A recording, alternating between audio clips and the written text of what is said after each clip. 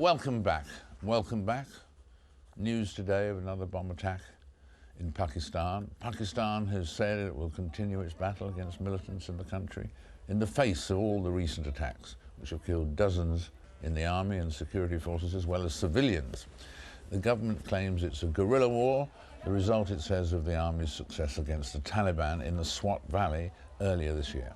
Meanwhile, the build-up to what's expected to be a large military offensive against the Taliban in South Waziristan on the Afghan border continues. I'm joined now by General Ehsan ul-Haq, the former chairman of the Joint Chiefs of Staff of the Pakistan Armed Forces. And before that, he was the head of the country's intelligence service, the ISI.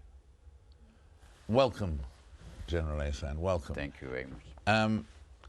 Who's winning this battle between the armed forces of Pakistan and the Taliban as of today? Well, I'm sure the people of Pakistan, with the armed forces as the vanguard against this struggle, will ultimately prevail. Will ultimately prevail? Yes. Because there was reports this week that there were some members of the Pakistan Armed Forces who'd gone over to the Taliban. Is that true? No, that's not true. Unfortunately, there are these misperceptions which have been coming up off and on, either due to disinformation or lack of information. I would like to remind you that the Pakistan Armed Forces, which are almost 600,000 in strength, and these are the armed forces of a Muslim country, have been fighting the scourge of terrorism for the last 8 years. And they have suffered over 7,000 casualties, including dead and wounded. And its intelligence services have suffered more than 200 casualties. So with these sorts of sacrifices, to be stigmatized with such accusations, false accusations, I think is unfortunate. Right. And may I also add, it is counterproductive, because as we have seen in the case of Swat, in a counterinsurgency situation, ultimately it is not the international forces which can succeed. You need national forces. You need indigenous forces to be able to deliver, because they can win hearts and minds, and they can have the people behind them. Because the insurgents were claiming they were infiltrating the Pakistani army forces, and you think that's absolute invention as well, do you? Of course, there was this unfortunate attack on the army headquarters. And a terrorist attack succeeding anywhere is an embarrassment for the defenders, for the security forces, for the security services. So to that extent, it is understandable. But to say that they have infiltrated the armed forces, I think is way too much of an exaggeration. Do you think that the Indian security forces have played any part in these terrible events?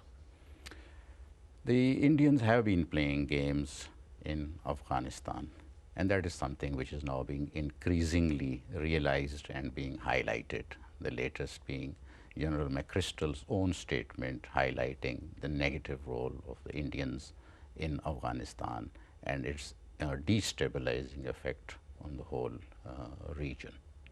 And in fact, in terms of the planned attack that's been mooted and indeed virtually announced into South Waziristan, is that a vital area to get back under control? Is that really the key? Yes. In military jargon, we would call it, there's the center of gravity. What happened after the events of 9/11 and the bombing of Afghanistan was that as the elements of Al-Qaeda and the Taliban were pushed out of Afghanistan, some of these elements came into South Waziristan. And it is from there that over the last several years, they have been able to extend to other parts of Pakistan. So while the armed forces and the security services in Pakistan are tackling them all over, I think it is important to visit them in Waziristan, because that is where their base is, and that is where they mostly emanate from. And what about, is in fact the army getting the support that it needs from the President Zadari, and the government? Is it getting the, I mean, some people say they want more help, but I mean, basically, is that working well, that relationship? I think the coming back of democracy in Pakistan was a very positive development, because as a consequence of that, the political parties, their workers, the parliament, and the people at large started owning the fight against terrorism. Consequently, an army like, a national army like the Pakistan Army is, it banks on public support, on popular support, to be able to continue such a struggle. And there has been certainly a sea change in the perception of the people of Pakistan over the last 6 to 8 months, partly because of the return of democracy, and also because I think the Taliban overplayed their hand, particularly as we saw the events in Swat unfold earlier in the year. And consequently, today we find that the Pakistan Army has much stronger backing from the people of Pakistan, and consequently from the government of Pakistan. That's very important. And from the President, and from President Zadari. Of course, because when we talk of the government, that means the President and the Prime Minister and the entire cabinet. And looking ahead, is this a battle that can be won? Do you think, I mean, this battle against the Taliban, will there be one day a clear result, a clear victory? In my perception, it is also an ideological struggle, and it is also a struggle for the hearts and minds of the people. And over there are no battle lines. Over there are no victors and, I mean, defeats, and so this terminology will have to change.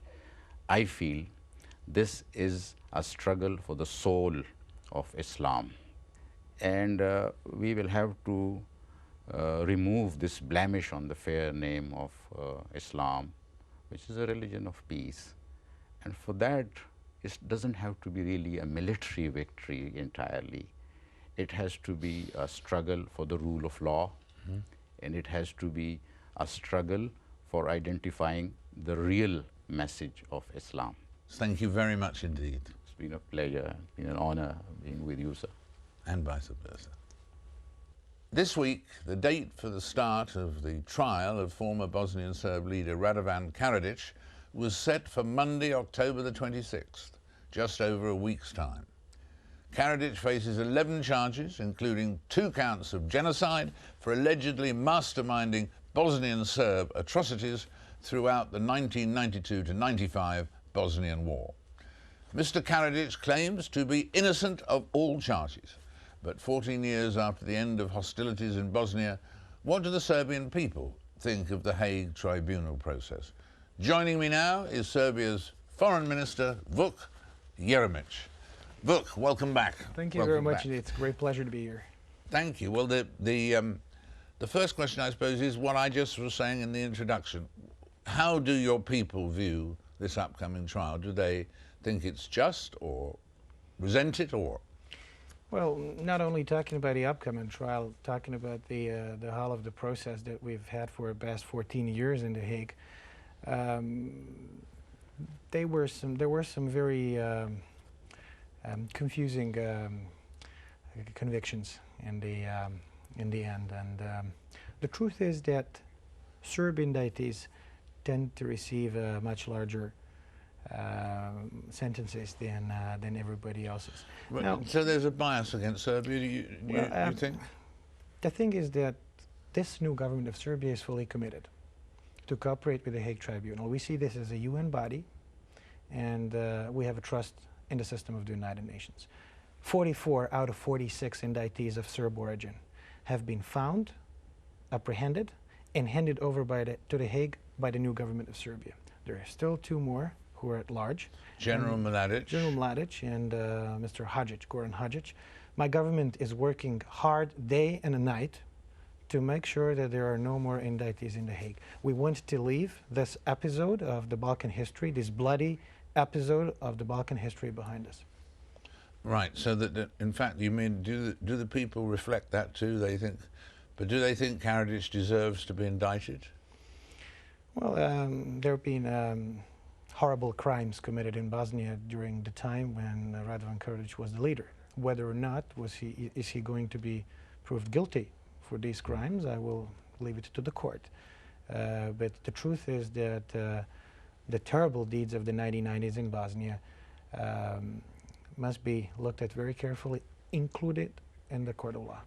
And now, how are things going, do you perceive, in your ambition to join the EU?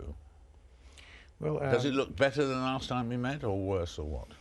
Well, I think that there is a lot of hope in the Balkans after the vote in Ireland, the referendum in Ireland, and what looks like an imminent prospect of ratification of the Lisbon Treaty, that the institutional door to enlargement of Europe in the territory of the Balkans is now open. So I think that the situation is better than before. I think we're now closer to getting there. The institutional setup is there. The question is whether there's going to be political will amongst the 27 member states of the European Union. This country, where we are, the United Kingdom, is supporting Serbia and the rest of the Western Balkans strongly on the path towards EU membership. And in fact, will Serbia, do you think, ever recognize Kosovan independence? No. That's what I like, a clear answer. No. No. Because? That would be a violation of our constitution, and that would be directly against the will of the people of Serbia. And on this issue, the people of Serbia are united as one. We will not recognize the unilateral declaration of independence. What we are trying to do right now, and we've been successful so far, is via the General Assembly of the United Nations, we have tasked the International Court of Justice to rule on the legality of the unilateral declaration of independence by Kosovo Albanians. And in December, these trials are about to begin in The Hague. This is going to be the first time in the history of the court that the court will adjudicate on the legality of an attempted secession by an ethnic group from a UN member state in peacetime. And it's going to have profound consequences for the international legal order. We're confident that the court is going to come out with a positive view, with what we believe is right, and this is that this was a violation of international law. And then the conditions are going to be such that we return to the table and recommence our dialogue. We're ready for the dialogue on status with Kosovo Albanians. Right now they're not, but I think that after the court delivers its ruling, there'll be no alternative to dialogue. Well, thank you very much for being with us again. That was Vuk, and this is it. This is the end of the programme. Do join us again in 7 days' time for another fizzing edition of Frost Over the World.